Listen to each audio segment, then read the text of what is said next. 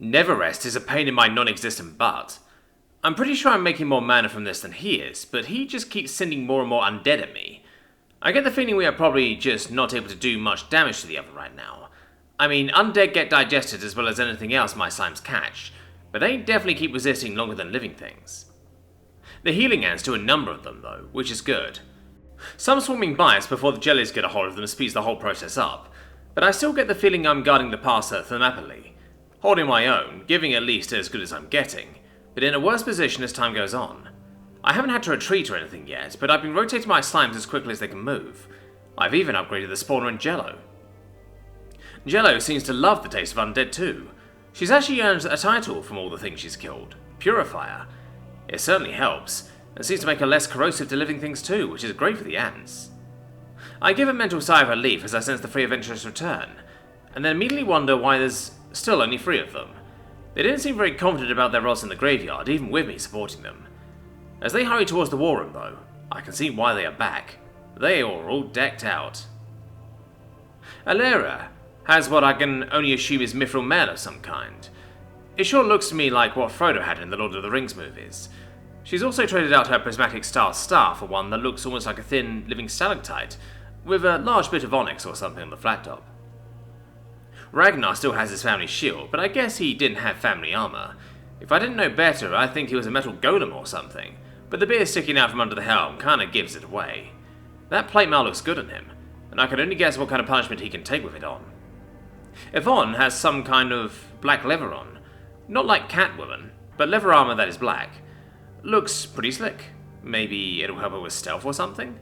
That new bow looks pretty cool though. The, main bow part? Whatever is usually wooden looks like it's made of cloud, and the string looks like a contained tornado. She has a regular quiver of arrows on her back, though, so I don't know how it will actually work. I'm glad Aranya's still in the war room. She's been mostly staring at the map and watching the battle unfold.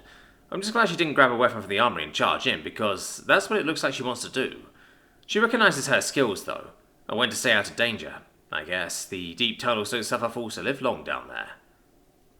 She perks up when Tiny, Timo and Fluffles enter the room, and notices the 3 adventurers on the map. She takes a few moments to try to compose herself. She's basically my representative right now, so I guess her taking it, maybe a bit too seriously, is better than her taking it not seriously at all, or way too seriously.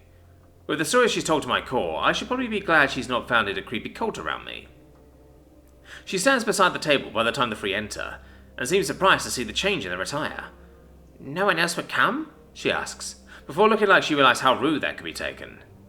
Alera and the others look a bit awkward and shake their heads before the mage speaks up. "Unfortunately, all the other adventurers are out on quests, but the guildmaster was at least able to lend us some potent gear." Aranya looks relieved to hear that.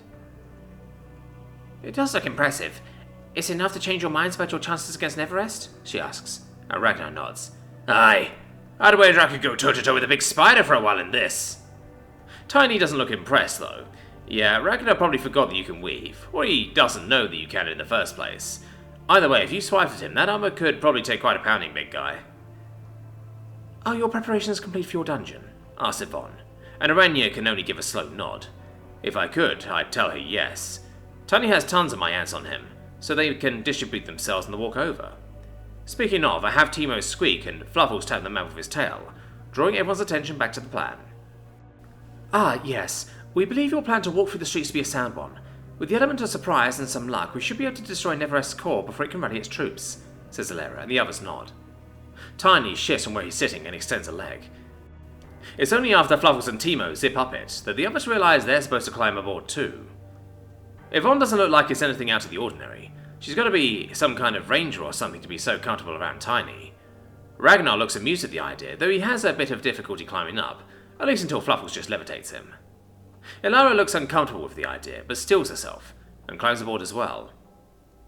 Once again, Aranya looks like she wants to join, but restrains herself. "Listen to the scions, Delvers. The Sanctuary speaks for them without words. They will guide and protect you, but you must be willing to listen."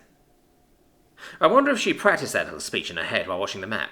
Either way, though, it's time to get this road trip started. We didn't pack any snacks, but I'm sure it'll be fine. Tiny, head 'em up and move 'em out.